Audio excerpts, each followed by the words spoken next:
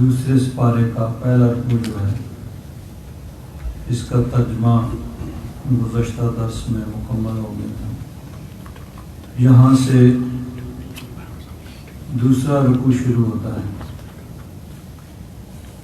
اللہ تبارک و تعالیٰ نے ارشاد فرمایا وَلِكُلٍّ وِجْهَةٌ، ہر ایک کے لیے کوئی توجہ کا مرکز ہوتا ہے جس کی طرف کوئی توجہ کرتا ہے، کیونکہ ذکر قبلہ کا ہو رہا تھا، تحویل قبلہ۔ گزشتہ آیات میں تحویل قبلہ کا ذکر ہوا، قبلہ شریف کو بیت المقدس سے بیت اللہ شریف کی طرف پھیرنے کا حکم، کہ پہلے بیت المقدس کی طرف منہ کر کے نماز پڑھی جاتی تھی، پھر حکم الہی آیا، حضور کی خواہش تھی کہ بیت اللہ شریف کو قبلہ مقرر کیا جائے، تو حضور کی اس خواہش کے مطابق اللہ تبارک و تعالیٰ نے بیت اللہ شریف کو قبلہ مقرر کیا۔ اس کا ذکر پچھلے رکوع میں آیا اور آگے اسی میں آگے آ رہا ہے۔ تو فرمایا کہ ہر ایک کے لیے ایک وجہۃ، توجہ کا مرکز ہوتا ہے، ہوا مولیہا، وہ اسی کی طرف منہ کرتا ہے۔ یعنی نماز یا عبادت میں توجہ اصل میں تو اللہ تبارک و تعالیٰ کی ذات کی طرف ہوتی ہے، لیکن ایک سمت نماز کے لیے بیت اللہ شریف کی طرف منہ کرنا شرط ہے۔ اگر یہ شرط نہ پائی جائے تو نماز درست نہیں ہوتی۔ تو ہر ایک کے لیے ایک توجہ کا مرکز ہوتا ہے، مطلب یہ ہے کہ ہر ایک کا اپنا اپنا، پہلی امتوں کا اپنا قبلہ تھا، تمہارے لیے بیت اللہ شریف کو مقرر کیا گیا ہے۔ فَاسْتَبِقُوا الْخَيْرَاتِ، پس نیکیوں میں جلدی کرو۔ ایک معنی اس کا یہ ہے کہ جب اللہ تبارک و تعالیٰ کا حکم آ گیا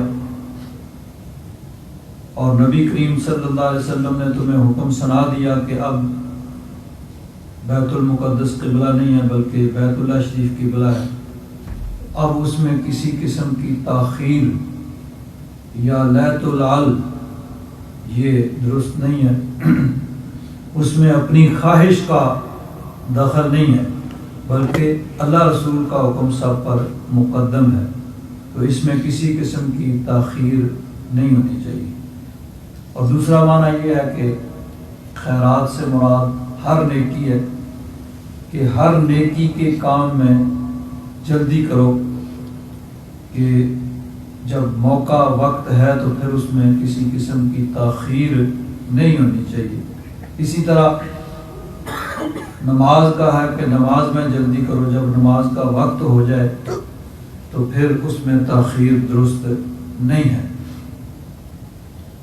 تو بلا وجہ نماز کو اتنا زیادہ مؤخر کرنا کہ نماز کے وقت کا ختم ہونے کے قریب آ جائے، یہ بھی مکروہ ہے۔ حالانکہ درست ہے نماز ہو جائے گی، لیکن بلا وجہ ایسا کرنا مکروہ ہے۔ ہاں، نمازوں کے مستحب اوقات ہیں کہ ہر نماز کے لیے کوئی نہ کوئی مستحب وقت ہے۔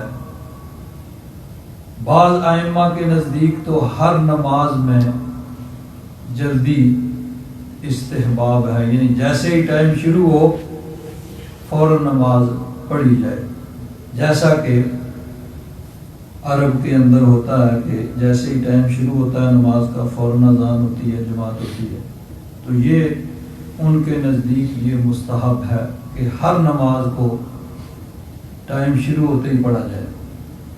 حضرت امام اعظم ابو حنیفہ رحمۃ اللہ تعالیٰ علیہ کی تحقیق یہ ہے کہ ہر نماز کا ایک مستحب وقت ہے. مثلا فجر کی نماز جو ہے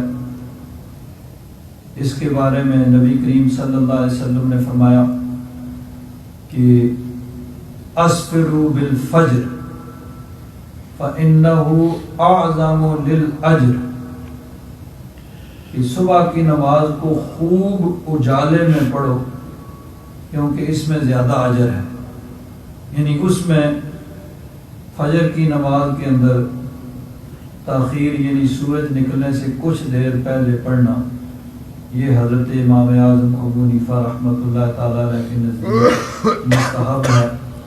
اور اس کی عقلی وجہ بھی یہ ہے کہ وہ چونکہ سونے کا ٹائم ہوتا ہے تو جتنی تاخیر اس میں ممکن ہو کی جائے زیادہ سے زیادہ آدمی جماعت میں شامل ہو سکتے ہیں.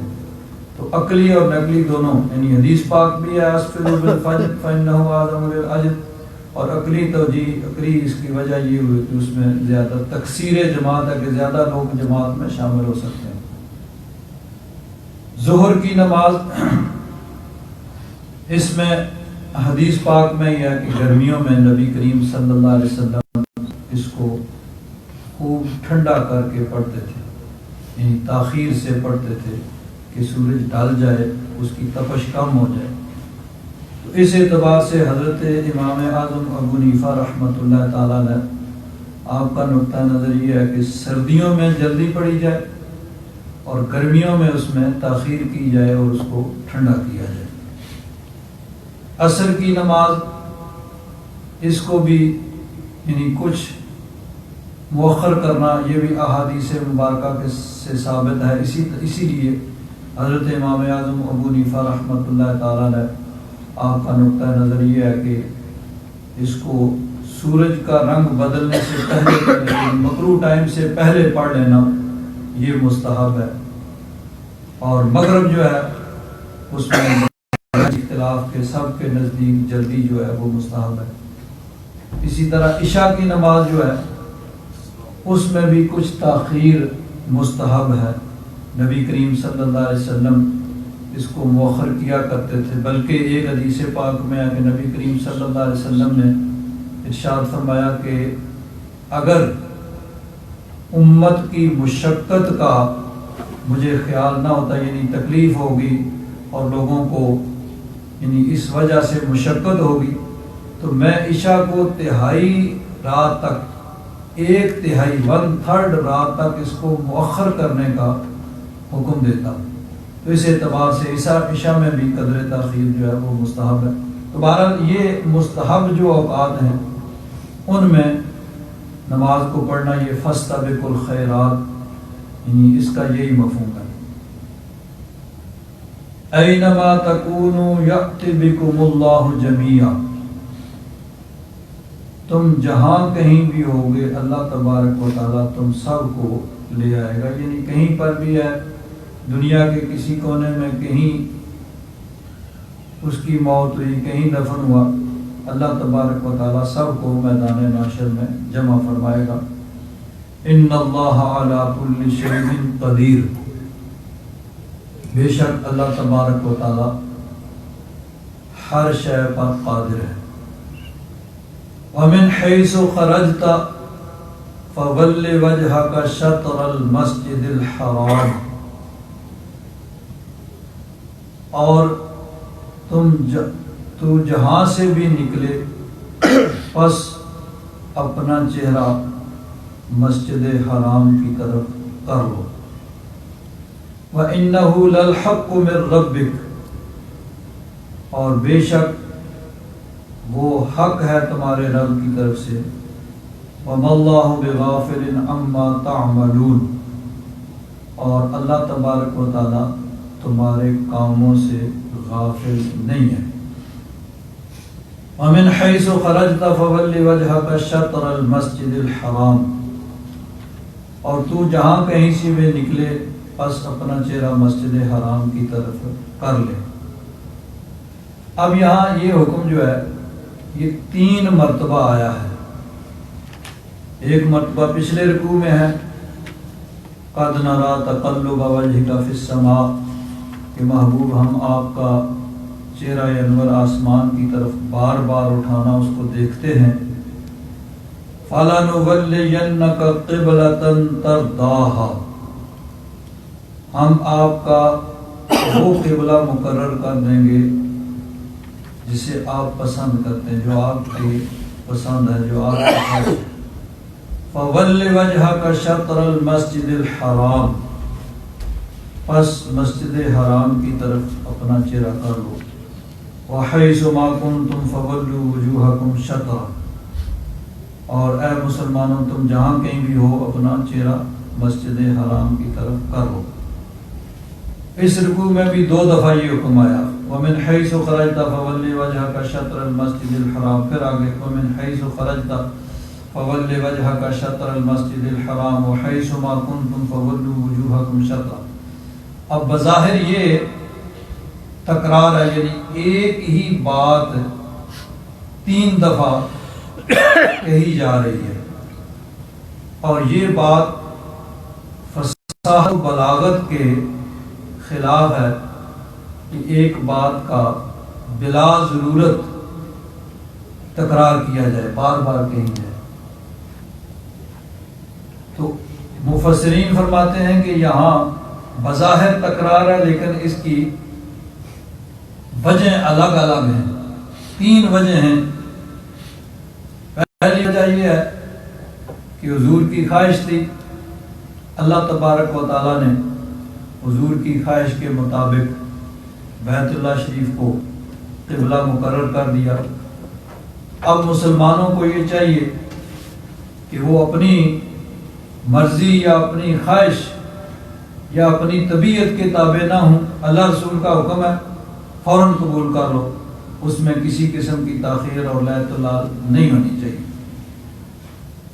دوسری دفعہ جو بیان فرمایا تو اس کی وجہ یہ ہے کہ اللہ تعالیٰ نے فرمایا کہ ہر ایک کا اپنا اپنا قبلہ ہوتا ہے، ہر ایک کی توجہ کا مرکز ہوتا ہے. تو مسلمانوں کے لیے اللہ تبارک و تعالیٰ نے یہ مقرر کیا ہے. اور تیسری دفعہ وَمِنْ حَيْثُ خَرَجْتَ فَوَلِّ وَجْهَكَ شَطْرَ الْمَسْجِدِ الْحَرَامِ وَحَيْثُ مَا كُنْتُمْ فَوَلُّوا وُجُوهَكُمْ شَطْرَهُ، کہ جہاں کہیں سے بھی تم نکلو مسجد حرام کی طرف تم اپنا قبلہ کرو. آگے اس کی وجہ بیان کی جا رہی ہے لِأَلَّا يَكُونَ لِلنَّاسِ عَلَيْكُمْ حُجَّةٌ، تاکہ لوگوں کے لیے تم پر کوئی حجت باقی نہ رہے. اب یہ حجت کیا تھی؟ 2 طرح کے اعتراض ہوتے تھے. کفار مکہ کی طرف سے بھی اعتراض ہوتا تھا اور یہود کی طرف سے بھی اعتراض ہوتا تھا. کفار یہ کہتے تھے کہ نبی کریم صلی اللہ علیہ وسلم حضرت ابراہیم علیہ السلام کی اولاد میں سے ہیں اور ان کی ملت، ان کے دین کی پیروی کے دعوے دار بھی ہیں، ان کی اولاد بھی ہیں اور ان کی ملت کی پیروی کرنے کے دعوے دار ہیں، لیکن قبلہ ان کا اور ہے. حضرت ابراہیم نے جس گھر کو بنایا اس کو قبلہ نہیں بلکہ بیت المقدس کی طرف منہ کر کے نماز پڑھتے ہیں. اور جیسا کہ پہلے بیان ہوا کہ بیت اللہ شریف میں تو حضور ایسی سمت میں کھڑے ہوتے تھے کہ بیت اللہ شریف بھی سامنے ہوتا اور بیت المقدس کی طرف بھی منہ ہوتا. یعنی اگر جنوب کی جانب کھڑے ہوں، رکن یمانی اور حجر اسود کے درمیان جو جگہ ہے تو بیت اللہ شریف بھی سامنے ہوگا اور بالکل شمال کی جانب وہاں سے بیت المقدس بھی ہے. لیکن جب مدینہ شریف آئے تو یہاں اب صورتحال بالکل مختلف تھی کہ ایک طرف شمال کی جانب بیت المقدس ہے اور جنوب کی جانب بیت اللہ شریف ہے کہ اگر بیت المقدس کی طرف منہ کریں تو بیت اللہ شریف کی طرف پشت ہوتی ہے. تو کافروں کا، مشرکوں کا یہ اعتراض تھا کہ یہ حضرت ابراہیم علیہ السلام کی اولاد میں سے ہیں اور ان کی ملت اور دین کی پیروی کے بھی دعوے دار ہیں، لیکن قبلہ ان کا جو انہوں نے بنایا تھا اس کو یہ اپنا قبلہ نہیں مانتے.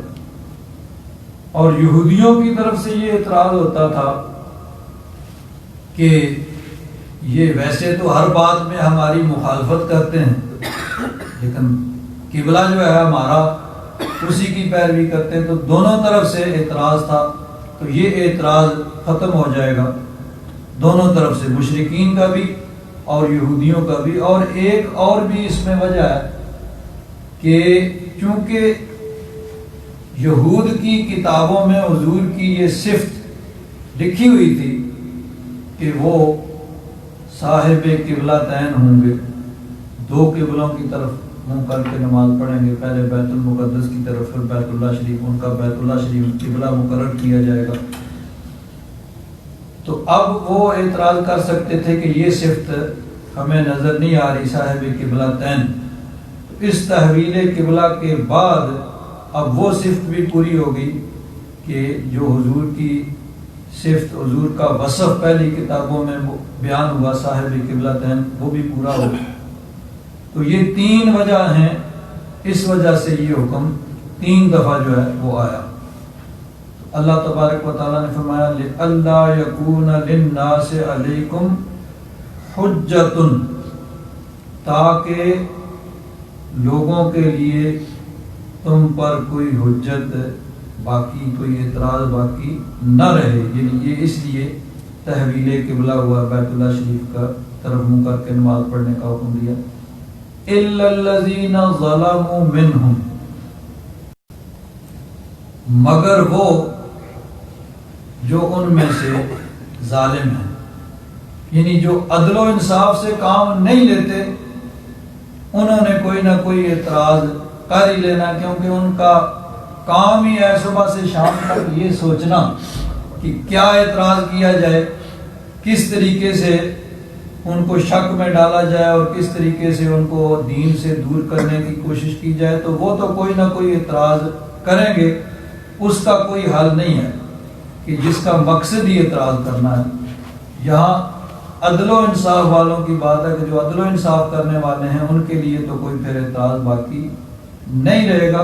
الا الذین ظلموا منہم، ہاں جو ان میں سے ظالم ہیں ان کا پھر کوئی حل نہیں ہے کہ انہوں نے کوئی نہ کوئی اعتراض بہرحال کر ہی دینا ہے۔ جیسے کہ بیت اللہ شریف کی یعنی تحویل قبلہ کے بعد بعض لوگ کہنے لگے اچھا بھائی تمہارا تو قبلہ ہو گیا، تو تمہاری پہلی نمازوں کا کیا بنا؟ جو اتنا عرصہ 17 مہینے تک تم بیت المقدس کی طرف منہ کر کے نمازیں پڑھتے رہے، ان کا کیا بنا؟ اور تمہارے وہ بھائی، تمہارے وہ ہم مذہب جو اس سے پہلے جنگوں کے اندر شہید ہو گئے یا اپنی طبی موت فوت ہو گئے، دنیا سے چلے گئے، ان کی نمازوں کا کیا بنے گا؟ تو اس کا جواب پیچھے آ چکا ہے، وَمَا كَانَ اللَّهُ لِيُضِيعَ إِيمَانَكُمْ، کہ اللہ تبارک و تعالیٰ تمہارے ایمان یعنی تمہاری نمازوں کا ضائع کرنے والا نہیں ہے۔ وہ بھی اللہ کے حکم سے پڑھی وہ بھی درست ہے، اور یہ بھی اللہ کے حکم سے پڑھنا یہ بھی درست ہے، لیکن بہرحال جس کا کام اعتراض کرنا ہے اس نے تو اعتراض کرنا ہی کرنا ہے، اس کا کوئی حل نہیں ہے۔ اللہ تعالیٰ نے فرمایا فَلَا تَخْشَوْهُمْ، ان سے نہ ڈرو، وَخْشَوْنِي، مجھ سے ڈرو۔ وہ اعتراض کرتے رہیں گے، ان کا کام ہے، وہ باز نہیں آئیں گے۔ وَلِأُتِمَّ نِعْمَتِي عَلَيْكُمْ، اور یہ تحویل قبلہ اس لیے ہوا کہ میں اپنی نعمت تم پر مکمل کر دوں، وَلَعَلَّكُمْ تَهْتَدُونَ، اور تاکہ تم ہدایت یافتہ ہو جاؤ۔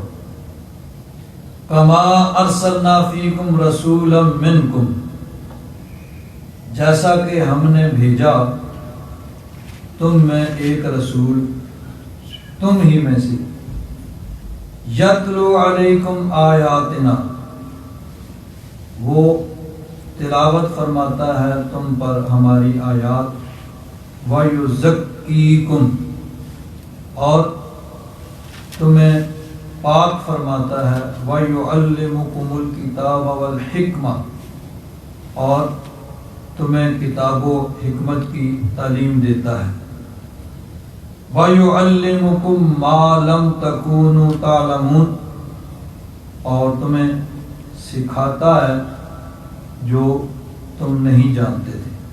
اب یہ مضمون قرآن پاک میں 4 مرتبہ ذکر ہوا، ایک ابھی پیچھے گزرا ہے، آیت نمبر 129 ہے کہ حضرت ابراہیم علیہ السلام نے اللہ تبارک و تعالیٰ کی بارگاہ میں دعا کی جب بیت اللہ شریف تعمیر کر رہے تھے، ربنا وابعث فیہم رسولا منہم، کہ یا رب ذوالجلال ہماری اولاد جس کے لیے انہوں نے دعا کی تھی کہ ان میں ایک جماعت ہدایت یافتہ ہمیشہ رہے، انہی میں ایک رسول ہی میں سے بھیج، یتلو علیہم آیاتک، جو ان پر تیری آیات کی تلاوت فرمائے، وَيُعَلِّمُهُمُ الْكِتَابَ وَالْحِكْمَةَ وَيُزَكِّيهِمْ، انہیں کتاب و حکمت کی تعلیم دے اور انہیں پاک کرے، اِنَّكَ أَنْتَ الْعَزِيزُ الْحَكِيمُ، بے شک تو غالب حکمت والا ہے۔ اسی طرح آگے چوتھے سپارے میں پھر یہی مضمون جو ہے اس کو بیان کیا گیا۔ سورہ آل عمران کی آیت نمبر یہ 164 ہے، لَقَدْ مَنَّ اللَّهُ عَلَى الْمُؤْمِنِينَ، بے شک اللہ تبارک و تعالیٰ نے مومنوں پر احسان فرمایا، اِذْ بَعَثَ فِيهِمْ رَسُولًا، جب ان میں ایک بڑی شان والا رسول بھیجا، من انفسہم، جو انہی میں سے، یتلو علیہم آیاتہ، وہ ان پر اللہ کی آیات تلاوت فرماتا ہے، وَيُزَكِّيهِمْ، اور انہیں پاک فرماتا ہے، وَيُعَلِّمُهُمُ الْكِتَابَ وَالْحِكْمَةَ، کتاب و حکمت کی انہیں تعلیم دیتا ہے، وَإِن كَانُوا مِن قَبْلُ لَفِي ضَلَالٍ مُبِينٍ، اور اگرچہ وہ اس سے پہلے کھلی گمراہی میں تھے۔ یہ تین اور چوتھی مرتبہ سورہ الجمعہ 28ویں سپارے میں اسی مضمون کو اللہ تبارک و تعالیٰ نے بیان فرمایا، وَالَّذِي بَعَثَ فِي الْأُمِّيِّينَ رَسُولًا مِّنْهُمْ، اللہ تعالیٰ وہ ہے جس نے امیین، بے پڑھوں میں، یعنی جو پڑھے لکھے نہیں تھے، عرب کے باشندے، ان میں انہی میں سے ایک بڑی شان والا رسول بھیجا، یتلو علیہم آیاتہ ویزکیہم، جو ان پر ان کی آیات کو تلاوت فرماتا ہے اور ان کا تزکیہ فرماتا ہے، ان کو پاک فرماتا ہے، وَيُعَلِّمُهُمُ الْكِتَابَ وَالْحِكْمَةَ، اور انہیں کتاب و حکمت کی تعلیم دیتا ہے، وَإِن كَانُوا مِن قَبْلُ لَفِي ضَلَالٍ مُبِينٍ، اگرچہ وہ اس سے پہلے کھلی گمراہی میں تھے۔ تو یہ 4 مرتبہ اسی مفہوم کو اللہ تبارک و تعالیٰ نے بیان فرمایا۔ اب نبی کریم صلی اللہ علیہ وسلم کا منصب صرف کتاب لے کے آنا نہیں ہے کہ کتاب لا کے دے دی، لو بھائی یہ لو، نہیں، حضور کو اللہ تبارک و تعالیٰ نے معلم اور مزکی، کتاب کو سکھانے والا اور اس کے ذریعے تزکیہ کرنے والا، پاک کرنے والا بنا کے بھیجا۔ یعنی یہ نہیں ہے کہ حضور کی حیثیت کوئی ایک ڈاکیے کی سی ہے کہ جس طرح ڈاکیا آیا، خط لے کے آ گیا، دے گیا، لو جی یہ خط آ گیا تمہاری طرف، نہیں، یہ نہیں کہ حضور اللہ کی طرف سے کتاب لے کے آ گئے اور دے دی، لو کتاب، بلکہ نبی کریم صلی اللہ علیہ وسلم اس کتاب کی تشریح فرمانے والے، اس کے سکھانے والے اور اس کے ذریعے تزکیہ کرنے والے، پاک کرنے والے ہیں۔ حضرت پیر کرم شاہ صاحب رحمۃ اللہ تعالی علیہ اس آیت کی تشریح میں فرماتے ہیں،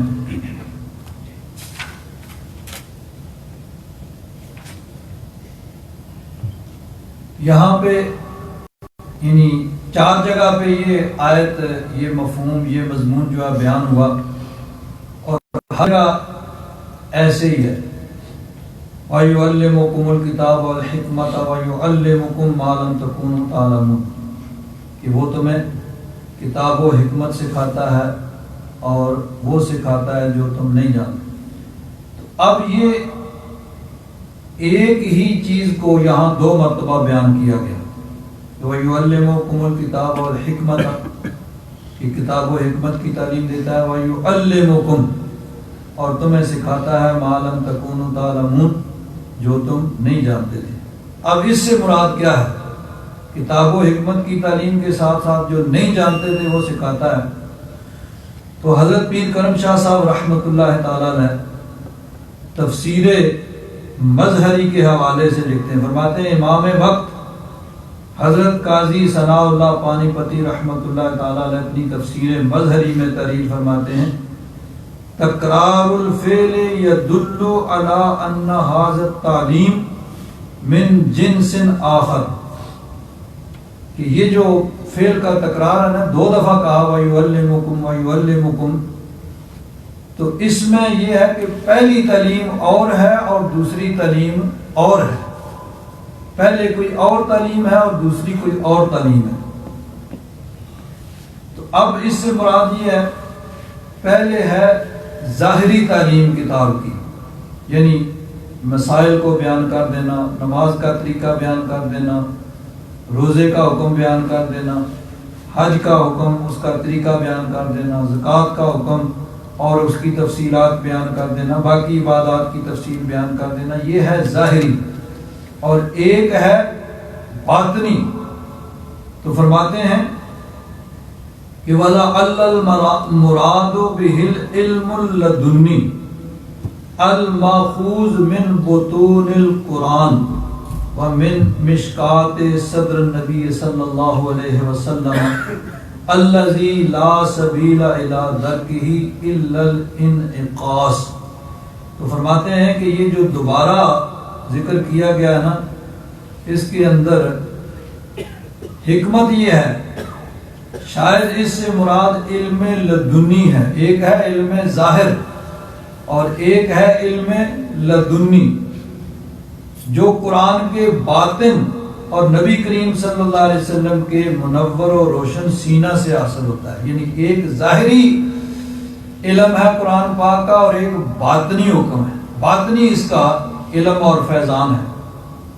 تو یہاں مراد یعنی قرآن کا باطنی فیضان مراد ہے، اور نبی کریم صلی اللہ علیہ وسلم کے سینہ مبارک سے وہ حاصل ہوتا ہے، اور فرماتے ہیں کہ اس کے حصول کا ذریعہ یہ مروجہ تعلیم و تعلم نہیں، اس یعنی جس طرح یہ عام تعلیم پڑھایا جاتا ہے اس طریقے سے وہ باطنی علوم حاصل نہیں ہوتے، بلکہ ان کے حصول کا ذریعہ جو ہے وہ کیا ہے، وہ نبی کریم صلی اللہ علیہ وسلم کے سینہ مبارکہ سے وہ علوم جو ہیں وہ حاصل ہوتے ہیں، یعنی ان کا دل سے دل کے اندر القاء کیا جاتا ہے۔ آگے پھر فرماتے ہیں کہ حضور کی امت کے اولیاء کاملین جو ہیں، جو انوار نبوت کے صحیح وارث ہوتے ہیں، وہ بھی اپنے مریدان باصفا پر اسی قسم کے علوم و معارف کا القاء اور فیضان فرماتے ہیں۔ علامہ اقبال نے بھی اسی چیز کو بیان کیا کہ دیم جو اندر کتب اے بے خبر، کہ دین کتابوں میں نہ ڈھونڈ، دین جو اندر کتب اے بے خبر، کہ اے بے خبر تو دین کو کتابوں کے اندر نہ ڈھونڈ۔ تو دین اگر کتابوں میں نہیں ملے گا تو پھر کہاں ملے گا؟ کتابیں ہی ہمارے پاس ذریعہ ہیں جن سے ہم دین سیکھتے ہیں۔ تو علامہ اقبال کہتے ہیں دین جو اندر کتب اے بے خبر، کہ اے بے خبر دین کو کتابوں میں نہ ڈھونڈ۔ آگے کہتے ہیں علم و حکمت از کتب دین از نظر، کہتے ہیں کہ علم و حکمت تو کتابوں سے مل جائے گا لیکن دین ملے گا تو کسی کی نظر سے ملے گا۔ باقی صرف ظاہری علم میں کتابوں سے ملے گا، جب تک کسی کی نظر نہیں ہوگی، کسی اللہ والے کی نگاہ نہیں ہوگی، اس وقت تک باطنی علوم جو ہیں وہ نہیں حاصل ہوں گے، صرف ظاہری علوم ہوں گے۔ تو باطنی علوم اس وقت ملیں گے جب کسی کی نظر ہوگی۔ تو نبی کریم صلی اللہ علیہ وسلم کو اللہ تبارک و تعالیٰ نے معلم بھی اور مزکی بھی بنایا کہ حضور کتاب و حکمت کی تعلیم بھی دیتے ہیں اور اس کا فیضان قرآن پاک کا دل کے ذریعے منتقل فرما کے دلوں کو پاک بھی کرتے ہیں۔ آگے فرمایا فاذکرونی اذکرکم واشکروا لی ولا تکفرون، پس تم میرا ذکر کرو میں تمہارا ذکر کروں گا، واشکروا لی ولا تکفرون، اور میرا شکر کرو اور نہ شکری نہ کرو۔ تو اس کی انہی دونوں آیتوں کا تعلق آپس میں کیا ہے کہ پہلے فرمایا کہ ہم نے اپنا محبوب بھیجا، بڑی شان والا رسول بھیجا جو تم پر ہماری آیتوں کی تلاوت فرماتا ہے اور تمہیں پاک فرماتا ہے اور تمہیں کتاب و حکمت کی تعلیم دیتا ہے اور اس چیز کی تعلیم دیتا ہے جس کو تم نہیں جانتے تھے۔ آگے فرمایا فاذکرونی اذکرکم واشکروا لی ولا تکفرون، کہ میرا ذکر کرو میں تمہارا ذکر کروں گا اور میرا شکر کرو اور نہ شکری نہ کرو۔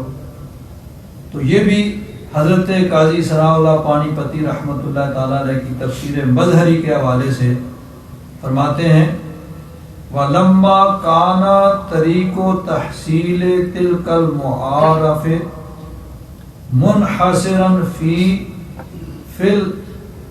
الْإِلْقَاءِ وَالْإِنْعِكَاسِ وَكَثْرَةِ الذِّكْرِ وَالْمُرَاقَبَةِ، فرماتے ہیں کہ وہ جو ہے نا فیضان قرآن پاک کا اور قرآن پاک کا باطنی علوم کا حصول کا ذریعہ جو ہے وہ القاء، اس کو دل کے اندر ڈالا جاتا ہے، تو اس کا ذریعہ یہ ہے کہ کثرت کے ساتھ اللہ تبارک و تعالیٰ کا ذکر کیا جائے، مراقبہ کیا جائے، اور اس طریقے سے پھر وہ وہ علوم دلوں کے اندر منتقل ہوتے ہیں۔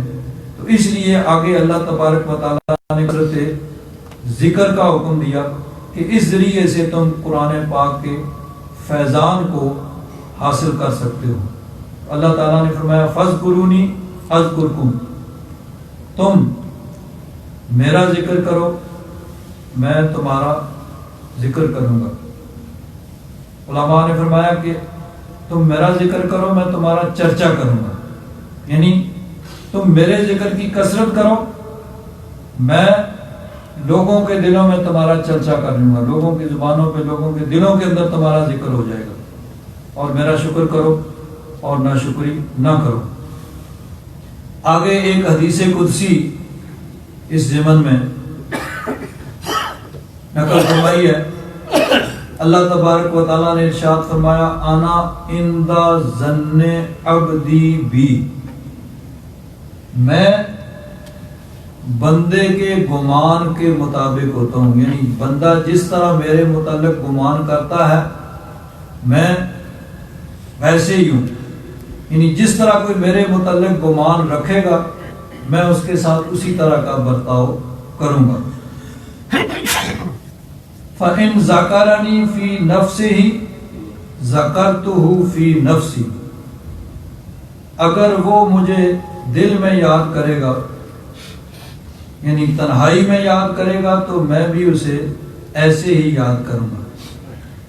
وَإِن ذَكَرَنِي فِي مَلَئٍ ذَكَرْتُهُ فِي مَلَئٍ خَيْرٌ مِّنْهُ، اور اگر وہ مجھے کسی مجمع میں کسی جماعت میں یاد کرے گا تو میں اس کا تذکرہ اس سے بہتر مجمع میں کروں گا، یعنی وہ انسانوں کے مجمع میں انسانوں کے گروہ میں میرا ذکر کرے گا تو میں فرشتوں کے مجمع میں اس کا ذکر کروں گا۔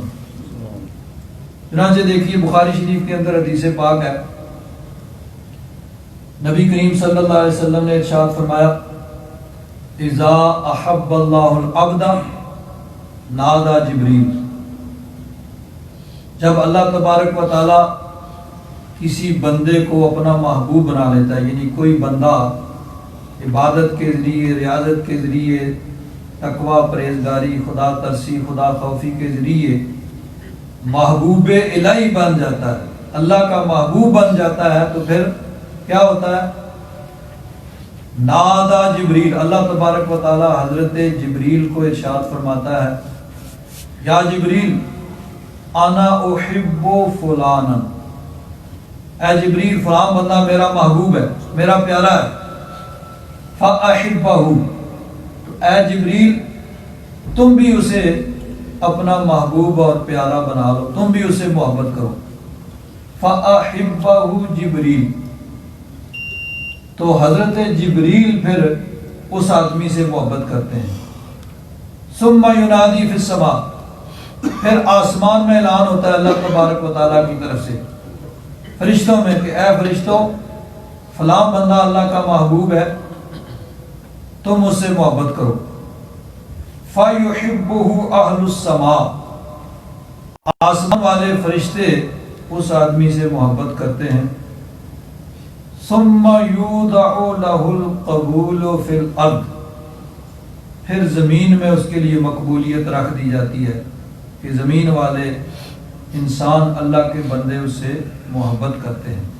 تو گویا زمین پہ مقبولیت سے پہلے آسمانوں میں مقبولیت ہو چکی ہوتی ہے، کیونکہ سما فرمایا اور سما تراخی کے لیے آتا ہے، یعنی ایک کام دوسرے کے بعد ہوا ہے۔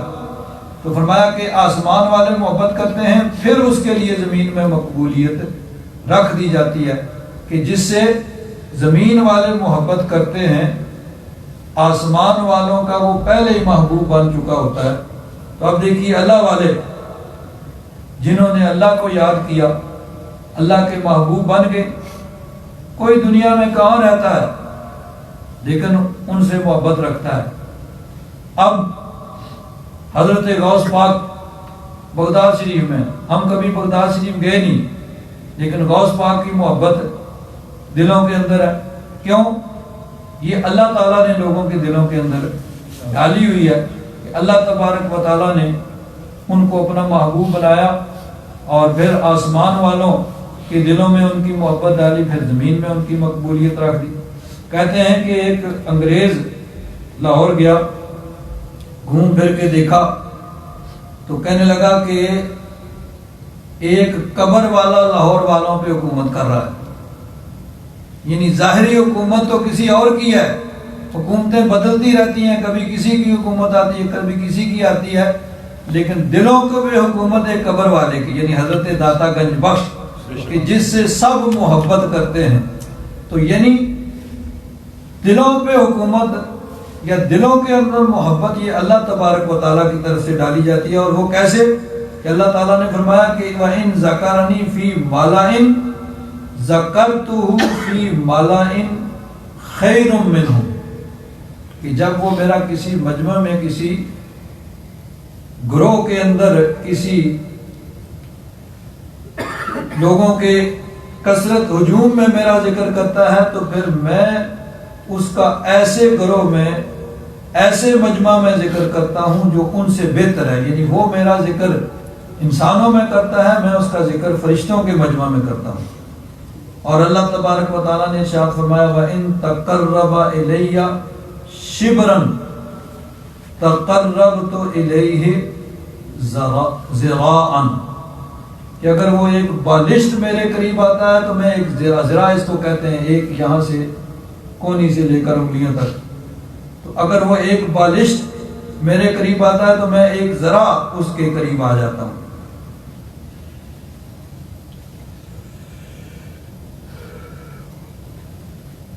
وَإِن تَقَرَّبَ إِلَيَّ ذراعًا وَإِن تَقَرَّبَ إِلَيَّ ذراعًا تَقَرَّبْتُ إِلَيْهِ بَاعًا، اگر وہ ذراع میرے قریب آتا ہے تو با یعنی ایک گز اس کے قریب آ جاتا ہوں۔ وَإِنْ أَتَانِي يَمْشِي أَتَيْتُهُ هَرْوَلَةً، اللہ تعالیٰ نے فرمایا کہ اگر وہ چل کے میرے پاس آتا ہے تو میں دوڑ کے اس کے پاس آتا ہوں۔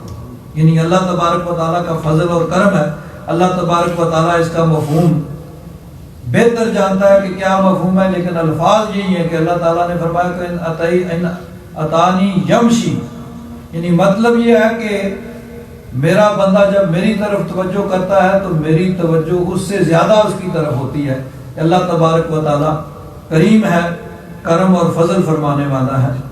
تو اللہ تبارک و تعالیٰ نے فرمایا کہ میرا ذکر دل میں کرتا ہے تو میں اس کا، یعنی تنہائی میں تو میں بھی اکیلے میں اس کا ذکر کرتا ہوں، اور اگر مجمع میں میرا ذکر کرتا ہے تو پھر میں اس سے بہتر مجمع کے اندر اس کا ذکر کرتا ہوں۔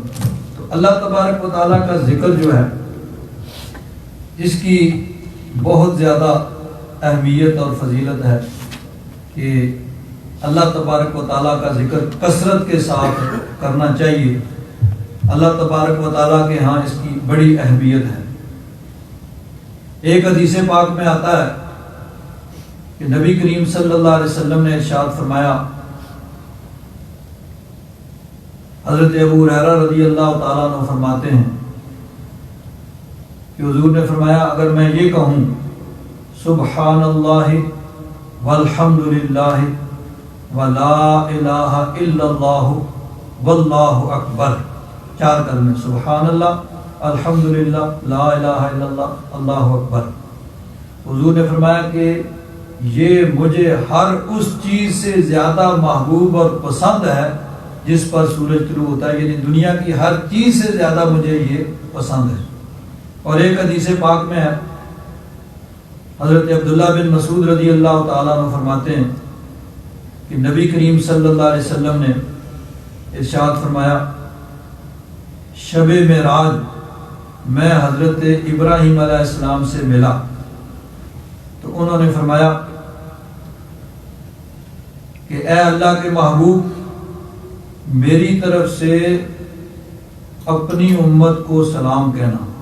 حضرت ابراہیم علیہ السلام نے حضور نبی کریم صلی اللہ علیہ وسلم سے فرمایا کہ اے اللہ کے محبوب، آپ اپنی امت کو میری طرف سے سلام کہنا اور بتانا کہ جنت کی مٹی بڑی پاکیزہ اور اس کا پانی بڑا میٹھا ہے،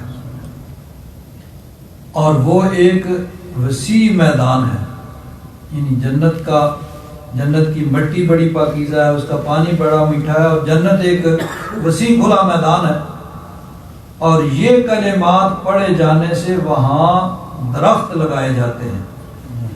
کون سے؟ یہ جو اوپر بیان ہے، سبحان اللہ والحمدللہ ولا الہ الا اللہ واللہ اکبر۔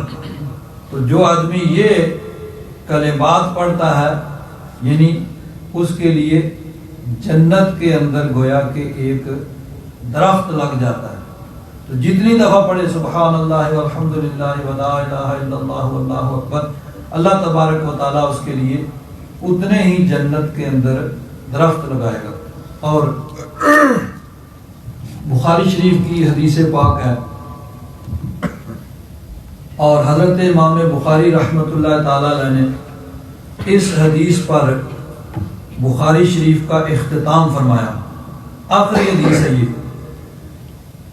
حضرت ابو ہریرہ رضی اللہ تعالیٰ عنہ فرماتے ہیں، نبی کریم صلی اللہ علیہ وسلم نے ارشاد فرمایا، کلمتان حبیبتان الی الرحمن، 2 کلمے ایسے ہیں کہ جو اللہ تبارک و تعالیٰ کو بڑے پیارے ہیں، خفیفتان علی اللسان، زبان پر تو بڑے ہلکے ہیں، ثقیلتان فی المیزان، لیکن میزان کے اندر، ترازو میں جب بروز قیامت میدان محشر میں اعمال تولے جا رہے ہوں گے، اس وقت یہ بڑے بھاری ہوں گے، نیکیوں کے پلڑا میں ان کا وزن بہت زیادہ ہوگا۔ تو فرمایا کلمتان حبیبتان الی الرحمن، 2 کلمے جو اللہ کو بڑے پسند ہیں، رحمان کو بڑے پسند ہیں، خفیفتان علی اللسان، زبان پہ بڑے ہلکے ہیں، ثقیلتان فی المیزان، بروز قیامت میزان میں، ترازو میں بڑے بھاری ہوں گے۔ وہ کون سے ہیں؟ سبحان اللہ و بحمدہ سبحان اللہ العظیم، سبحان اللہ و بحمدہ سبحان اللہ العظیم، یعنی بڑے مختصر سے کلمات ہیں اور بڑی آسانی سے پڑھے جا سکتے ہیں، لیکن ان کا وزن بروز قیامت میدان محشر میں جب نیکیاں تولی جائیں گی، اس وقت ان کا وزن بہت زیادہ ہوگا، یعنی اس وقت ان کی قدر و قیمت انسان کو معلوم ہوگی کہ جن کو ہم معمولی سمجھ رہے ہیں ان کی کیا قدر و قیمت ہے، اور اللہ تبارک و تعالیٰ کی بارگاہ ہے ان کا کیا۔ تو اللہ تبارک و تعالیٰ کا ذکر، اللہ تبارک و تعالیٰ نے فرمایا الا بذکر اللہ تطمئن القلوب، کہ سن لو دلوں کو اطمینان جو ملتا ہے تو وہ اللہ تبارک و تعالیٰ کے ذکر سے ملتا ہے۔ اب دنیا میں انسان بعض اوقات ایسے ہوتا ہے کہ دنیا کی ہر نعمت اس کے پاس موجود ہے، لیکن اس کے باوجود سکون اور اطمینان نہیں ہے۔ یعنی ہر دنیا کی جو بڑی سے بڑی نعمت ہو سکتی ہے، مال و دولت ہے، پیسہ ہے، کوٹھی ہے، بنگلہ ہے، کاروبار ہے، یہ ہے وہ ہے، ہر چیز موجود ہے، لیکن سکون قلب نہیں ہے۔ کیوں؟ کہ دل کا اطمینان ان دنیاوی چیزوں سے، دنیا کی نعمتوں سے نہیں ہوتا، بلکہ دل کا اطمینان جو ہوتا ہے تو وہ اللہ تبارک و تعالیٰ کے ذکر سے ہوتا ہے۔ اب دیکھیے بزرگ اس کو ایک مثال سے بیان کرتے ہیں۔ ایک بزرگ انہوں نے واقعہ بیان کیا، یعنی مثال بیان کی کہ کہیں پہ کوئی بزرگ گھوڑے پہ سوار ہو کے چلے گئے کسی گاؤں میں، گاؤں والے ان کے معتقد تھے، تو اب پہلے سواری یہی ہوتی تھی، گھوڑے پہ سوار ہو کے جاتے تھے۔ تو اب گاؤں والے بڑے خوش ہوئے، بھئی ہمارے بزرگ پیر صاحب تشریف لے آئے۔ انہوں نے کیا کیا، گھوڑا جو ہے اس کی بڑی خدمت ہو رہی ہے، کوئی چارہ ڈال رہا ہے، کوئی پانی پلا رہا ہے، کوئی اس کو نہلا رہا ہے، کوئی کچھ کر رہا ہے، کوئی کچھ کر رہا ہے، اور پیر صاحب کو کوئی پوچھ نہیں رہا، ان کا کوئی پوچھ ہی نہیں رہا، کوئی نہیں پوچھ رہا کہ روٹی کھائی ہے کہ نہیں، پانی پیا ہے کہ نہیں، کچھ سونے کا انتظام ہے کہ نہیں، ان کو کوئی نہیں پوچھ رہا، بس گھوڑے کے آگے پیچھے سارے۔ تو بزرگ فرماتے ہیں کہ دنیا میں انسان آیا ہے، دو چیزیں ہیں، انسان دو چیزوں کا مجموعہ ہے، روح اور جسم۔ ایک ہے ہمارا یہ جسم، یہ جو نظر آ رہا ہے، اور ایک اس کے اندر روح ہے۔ اصل چیز ہے روح، اور جسم اس کی سواری ہے، کہ روح اس جسم کے اوپر سوار ہو کے آئی ہے۔ روح باقی رہے گی، جسم ختم ہو جائے گا، قبر میں جائیں گے، جب روح نکل جائے گی تو قبر کے اندر جسم کو رکھا جائے گا تو جسم ختم ہو جاتا ہے، لیکن روح ختم نہیں ہوتی۔ اصل چیز روح ہے اور جسم ہے اس کی سواری۔ ہم نے کیا کیا، وہی نادانوں والا کام کیا کہ سواری کو تو سب کچھ سارے انتظام کیے، بھئی اچھی کوٹھی بھی ہونی چاہیے، اچھی کار بھی ہونی چاہیے، یہ بھی ہونا چاہیے، یہ سہولت ہونی چاہیے، یہ ساری سہولتیں یہ جسم کی ہیں۔ اور روح کی کیا ہے؟ روح کی غذا ہے اللہ تبارک و تعالیٰ کا ذکر۔ کیوں؟ اللہ تعالیٰ نے فرمایا کہ الا بذکر اللہ تطمئن القلوب، دلوں کو جو اطمینان نصیب ہوتا ہے تو وہ اللہ تعالیٰ کے ذکر سے، تقوی، پرہیزگاری، خدا خوفی، خدا ترسی، اللہ رسول کی اطاعت سے دل کو اطمینان اور سکون نصیب ہوتا ہے۔ ورنہ اگر یہ چیز نہیں ہے تو جسم کو ساری سہولتیں دے دیں، وہ ویسے ہی ہے جیسے گھوڑے کو سب کچھ دیا جا رہا ہے اور بزرگوں کا پوچھا ہی نہیں جا رہا۔ یہی کچھ ہم کر رہے ہیں کہ جسم کے لیے تو سب کچھ ہو رہا ہے لیکن روح کے لیے کچھ نہیں ہو رہا، اور پھر کہتے ہیں اطمینان قلب نہیں ہے، سکون نہیں ہے۔ نہیں، یہ اس وقت ہوگا جب انسان ذکر کرے گا، پھر چاہے اس کے پاس وہ ساری سہولتیں نہ بھی ہوں لیکن اس کا دل جو ہے اس کو اطمینان اور سکون ہوگا۔ اور اس اطمینان اور سکون کو انسان اصل جگہ پہ نہیں تلاش کرتا۔ جب اصل جگہ پہ نہیں تلاش کرتا، یعنی اصل جگہ تو یہ ہے نا کہ اللہ کا ذکر کیا جائے تو دل کو اطمینان اور سکون ہوگا۔ تو اس کو چھوڑ کے پھر انسان، کوئی کہتا ہے بھئی شراب کا گلاس پی لو، تھوڑی دیر کے لیے تم تمام تفکرات کو بھول جاؤ گے، تمام پریشانیاں ختم ہو جائیں گی۔ کوئی کہتا ہے کوئی ناچ گانے کی محفل میں چلے جاؤ، تھوڑی دیر کے لیے تم دنیا کے تفکرات سے اور دنیا کے تمام پریشانیوں سے یعنی آزاد ہو جاؤ گے. تو یہ جھوٹی چیزیں ہیں. شراب اور رقص و سرور یہ نہیں ہے کہ جن کے ذریعے سے اطمینان اور سکون نصیب ہو جاتا ہے، یہ وقتی، عارضی اور جھوٹی ہیں. اصل اطمینان اور سکون جو ہے وہ اللہ کے ذکر سے حاصل ہوتا ہے. مولانا روم رحمۃ اللہ تعالیٰ علیہ نے ایک بڑی پیاری بات کی. مولانا روم رحمۃ اللہ تعالیٰ علیہ کا طریقہ یہ ہے کہ آپ کوئی واقعہ بیان کرتے ہیں، ہو سکتا ہے وہ واقعہ فرضی بھی ہو سکتا ہے، لیکن اصل مقصد اس سے سبق دینا ہوتا ہے. تو بڑا دلچسپ وہ مثال اور واقعہ ہے. فرماتے ہیں کہ دو آدمی سفر پہ جا رہے تھے، تو کوئی کہیں سے آیا کوئی کہیں سے آیا، دونوں سفر میں اکٹھے ہو گئے. تو دونوں سفر میں ایک جگہ ٹھہرے. تو ایک آدمی کے پاس بڑا قیمتی ہیرا تھا. اس نے اس قیمتی ہیرے کو دیکھا، دوسرا بھی دیکھ رہا ہے. اب ہیرے والے کو یہ خطرہ ہوا کہ کہیں رات کو جب آرام کریں گے تو میں سو جاؤں تو یہ میرا ہیرا جو ہے وہ چوری کر کے بھاگ نہ جائے. کیا کیا جائے؟ اس کو پریشانی لاحق ہوئی.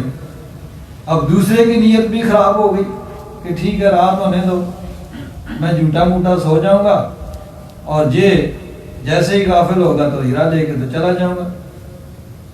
اب انہوں نے کیا کیا، وہ دوسرا مشورہ دینے لگا کہ ایسے کرتے ہیں، تمہارے پاس ہیرا بڑا قیمتی ہے، کوئی چرا کے نہ لے جائے، آدھی رات تم آرام کرو تو میں جاگوں گا، اور پھر آدھی رات میں آرام کروں گا، تم جاگنا. مقصد یہ تھا کہ جیسے ہی غافل ہوگا ہیرا دے کے تو میں یہ جا وہ جا رفو چکر ہو جاؤں گا. اب اس نے کیا کیا، رات کو وہ سونے سے پہلے اس نے اپنا کوٹ کی جیب سے ہیرا نکالا اور اس کی کوٹ کی جیب میں ڈال دیا اور خود آرام سے سو گیا. اب جب اس نے دیکھا کہ وہ سو گیا ہے اور خراٹوں کی آواز آنے لگی، اس نے کہا چلو بھئی اب آرام سے. وہ اس کا سامان ڈھونڈ رہا ہے، کبھی کوٹ کی جیبیں ڈھونڈتا ہے، کبھی کچھ دیکھتا ہے کچھ دیکھتا ہے، کچھ نہیں ہے، ملا نہیں. آدھی رات گزر گئی. آدھی رات کے بعد اس نے اس کو جگایا اور وہ خود سو گیا. اس نے کیا کیا، اس کی کوٹ کی جیب سے ہیرا نکالا اور اپنی جیب میں ڈال دی. اب صبح سفر پہ چل پڑے، رستے میں رکے. اس نے کہا بھائی ہیرا تمہارا بڑا قیمتی ہے، کہاں ہے؟ اس نے کہا یہ ہے میرے پاس. اس نے کہا بھائی ہے تو اس کی کوٹ کی جیب میں تھا، مجھے کیوں نہیں ملا؟ اچھا چلو اگلی رات سے اگلی رات پھر اس نے کیا کیا، اچھا بھائی میں آرام کرتا ہوں تو تم جاؤ پہلے باہر سے گھوم پھر آؤ تاکہ پھر آرام سکون سے تم حفاظت کرنا، میں سو جاؤں. وہ باہر گیا. اس نے کیا کیا، اس کے پھر کوٹ کی جیب میں وہ ہیرا ڈال دیا. اب پھر وہ اسی طرح آدھی رات وہ ہیرا ڈھونڈتا رہا، اس کا سامان تلاش کرے، کبھی کوٹ کبھی ادھر کبھی ادھر. آدھی رات گزر گئی. پھر اس کو جگایا. صبح پھر گئے. پھر اس نے کہا بھائی تمہارا ہیرا کا؟ اس نے کہا لو یہ ہے. وہ بڑا حیران، بھائی یہ جیب میں ہاتھ ڈالتا ہے جو نکل آتا ہے، میں ڈالتا ہوں تو نہیں. تیسری رات بھی ایسے ہی گزر گئی. چوتھی رات اب وہ ان کے اگلے دن ان کے رستے جدا، کسی نے اور جانا تھا کہیں اور جانا تھا. تو اس نے کہا بھائی بات اصل حق اور سچ یہی ہے کہ میری نیت خراب ہو گئی تھی اور میں تمہارا ہیرا چرانا چاہتا تھا، لیکن مجھے سمجھ نہیں آتی کہ جب تم جیب میں ہاتھ ڈالتے ہو تو ہیرا فوراً نکل آتا ہے، اور میں ساری رات تمہارا کوٹ بھی تمہارا سامان تلاش کرتا رہتا ہوں اور ہیرا مجھے نہیں ملتا، بات کیا ہے؟ اس نے کہا کہ جس چیز کو تم باہر تلاش کرتے تھے وہ تمہارے پاس تھی، تم کہیں اور ڈھونڈتے رہے، وہ تمہارے اپنے پاس تھی. یعنی وہ میں اس کو تمہارے کوٹ کی جیب میں ڈال دیتا تھا اور تم میرے سامان میں تلاش کرتے. تو یہ واقعہ بیان کر کے مولانا روم رحمۃ اللہ تعالی علیہ فرماتے ہیں کہ جس چیز کو ہم شراب میں یا ناچ گانے میں یا کسی اور چیز میں تلاش کرتے ہیں وہ وہاں نہیں ہے، وہ ہمارے اپنے پاس اندر ہے۔ اور یہ کیسے ہوگا؟ الا بذکر اللہ تطمئن القلوب، کہ جب اللہ کا ذکر کریں گے، ذکر کی کثرت ہوگی تو پھر دل کو اطمینان اور سکون جو ہے وہ نصیب ہوگا۔ اس طرح یعنی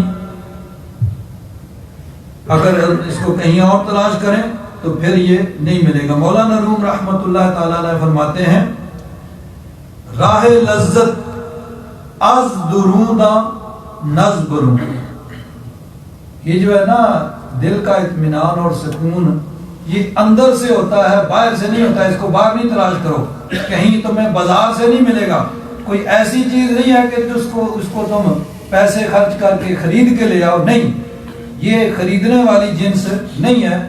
راہ لذت از دروں داں، دروں کہتے ہیں اندر، بروں کہتے ہیں باہر کو، اندر سے ہے باہر سے نہیں ہے۔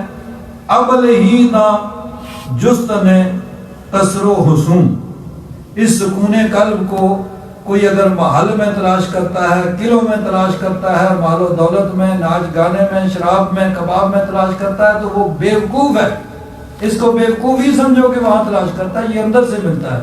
فرماتے ہیں آن یکے در کنج مسجد مست و شاد، آن یکے در باغ ترش و بے مراد، کہ ایک آدمی مسجد کے کسی کونے میں بیٹھا ہوا ہے لیکن اس کو دل کا اطمینان نصیب ہے، اور ایک باغ کے اندر ہے، ہر طرف پھول کھلے ہوئے ہیں، ہوا چل رہی ہے، پرندے چہچہا رہے ہیں، لیکن اس کو اطمینان نہیں ہے۔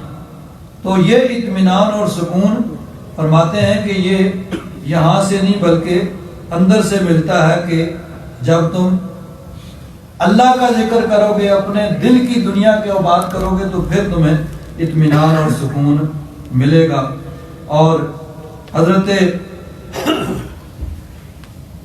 عارف کامل، عارفوں کے بادشاہ حضرت سلطان باہو رحمۃ اللہ تعالی علیہ فرماتے ہیں جو دم غافل سو دم کافر سن مرشد اے پڑھایا ہو، کہ جو لمحہ غفلت میں گزرتا ہے وہ ضائع گیا۔